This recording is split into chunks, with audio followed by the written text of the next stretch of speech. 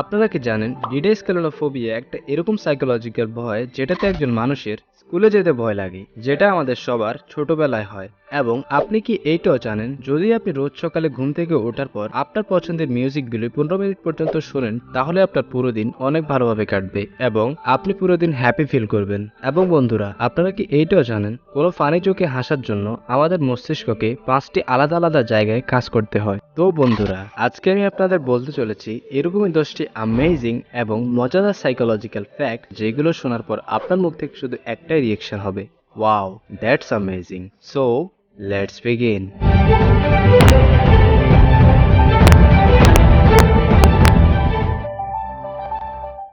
Fact number 10। বন্ধুরা, আপনারা কি জানেন, একটা সাইকোলজিক্যাল স্টাডিজের মধ্যে পাওয়া গেছে যে মানুষগুলো নিজেই নিজের দক্ষতা এবং পরিশ্রমের দ্বারা ধনী বা সফলতা অর্জন করেছে, তারা জীবনে অনেক বেশি হ্যাপি থাকে ওই মানুষগুলোর তুলনায় যারা টাকা, ধন সম্পত্তি সবকিছু উত্তরাধিকারী সূত্রে পেয়েছে।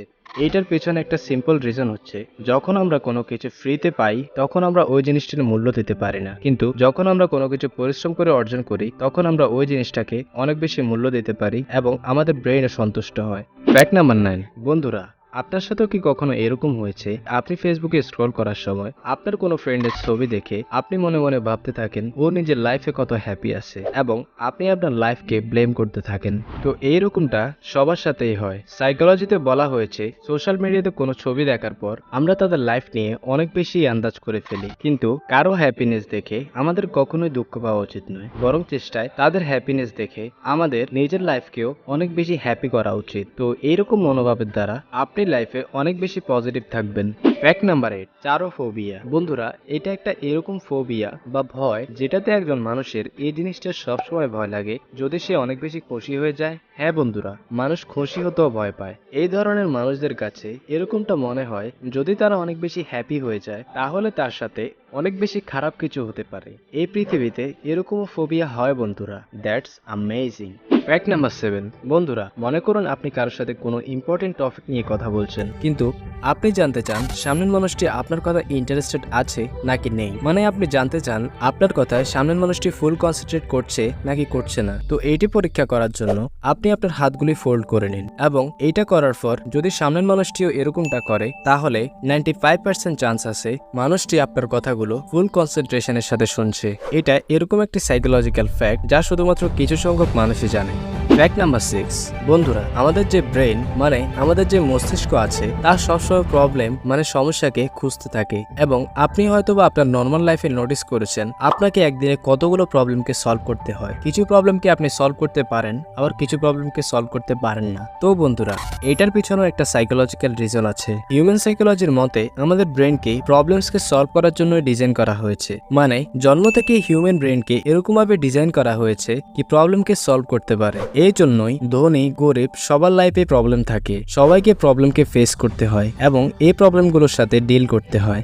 Fact number 5। বন্ধুরা, আমাদের সবাইকে ছোটবেলা থেকে এই জিনিসটি শেখানো হয় কি আমরা মানুষের সাথে যেরকম ভাবে ব্যবহার করব, মানুষও ঠিক আমাদের সাথে ওই রকমই বিহেভ করবে। কিন্তু হিউম্যান সাইকোলজির অনুসারে এই তথ্যটি পুরোপুরিভাবে সঠিক নয়, কারণ সবার দিন সেম কাটে না, অথবা সবার চিন্তা ভাবনা একরকম নয়। মানে যদি আপনি কারো উপকার করেন অথবা কারোর সাথে খারাপ ব্যবহার করেন, তো জরুরি নয় যে সামনের মানুষটি আপনার সাথে সেম ব্যবহারটি করবে, কেননা সবার মন আলাদা হয়, সবার থট আলাদা হয় এবং সবার চিন্তাধারাও আলাদা হয়। তো এইটা জরুরি নয় আপনি মানুষের সাথে যেরকম রিয়েক্ট করবেন মানুষও আপনার সাথে ওইরকম ভাবে রিয়েক্ট করবে। তো আই হোপ আপনি ইফেক্টিভ বুঝতে পেরেছেন। Fact number 4।